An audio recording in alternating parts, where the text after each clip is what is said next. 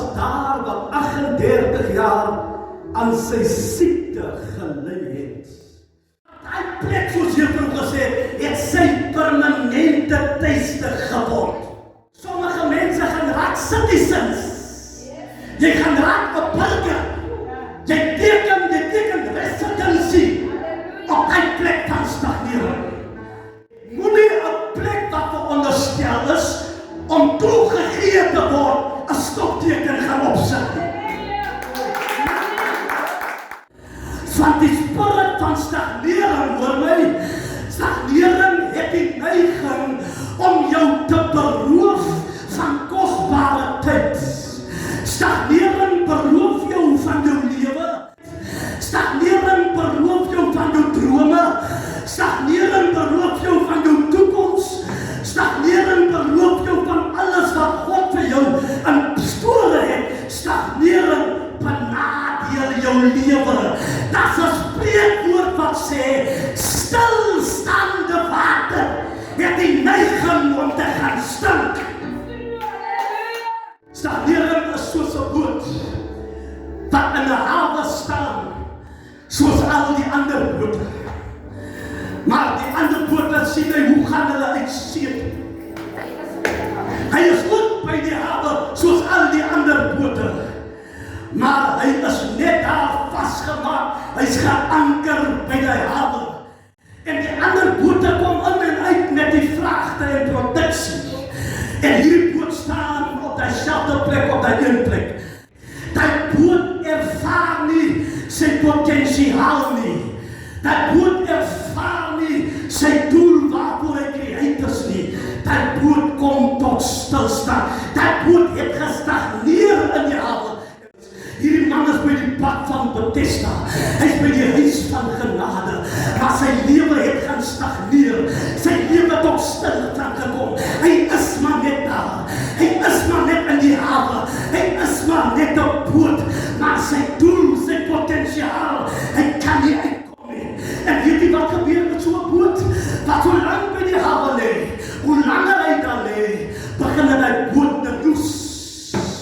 Want hoe langer jy op een plek lê, begin die boot te roes. En as jy lang nadat die boot begin te roes het nie, begin die boot sy waarde begin te verloor. En as hy sy waarde begin te verloor, en hoe meer hy begin te roes, dan begin hy sink die boot op dieselfde plek waar hy so geroes het.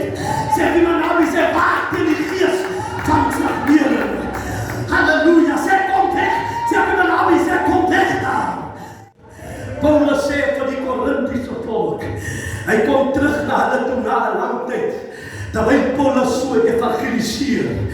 Die Bybel sê Prostopies, hy kom terug by die eerste Korintiese volk, en hy kom kry hierdie volk op dieselfde plek waar hulle gelos het. Paulus sê vir hierdie volk, hy sê teen hierdie tyd, moes julle al vaste stowwe geëet het. Hy sê julle moet al vleis geëet het. Julle moes al vaste stowwe geëet het. Paulus sê ek was hier, ek het gegaan. Ek was hier, ek het gegaan. Paulus sê ek kom terug. Ek kom kry julle nog steeds op dieselfde plek. Hy sê ek het julle gevoed met melk. Ek het gedink as ek terugkom, kom kry ek julle. Julle eet al vaste spyse. Hy sê maar nog steeds moet ek terugkom en julle met melk kom voed. Sê iemand aan, jy sê waak teen die gees van stagnering. Ek wil vanmorgen vir iemand sê, kom weg van die plek af. Kom weg van die plek af. Want hoe langer jy daar sit, sal die plek jou laat sink. Wat Paulus eindelijk van sê, hy sê eindelijk, hy kom terug, hy sê, julle moes al ver was. Ek wil vanmorgen van, ja, kan jy die plek vanmorgen sê, julle moes al ver was. Paulus sê van, hy gaan so ver, hy sê, julle moet al bishops was. Julle moes al apostels was. Hy sê, julle moes al leraars was. Julle moet al pastore was. Hy sê, julle moes al managers was. Julle moes al accountants was. Julle moes al dokters was. Julle moes al voormanne was. Hy sê, julle moes al ver gewees het. Julle moes al julle eie huise gehad het. Julle eie besighede gehad het. Julle moes al ver gestaan het. Jy moes al werk gehad het. Jy moes al getroud gewees het. Jy moes al kinders gehad het. Jy moes al ver gewees het. Sê vir my abis, die kom weg, kom weg, kom weg. Kom weg daar. Kom weg daar. Paulus sê, hy sê, julle het net gekom tot bekering. Hy sê julle gekom tot by bekering. Hy sê julle staan stil by bekering. Hy sê julle moes al ver gestaan het. Hy sê julle is nog steeds nog net by bekering.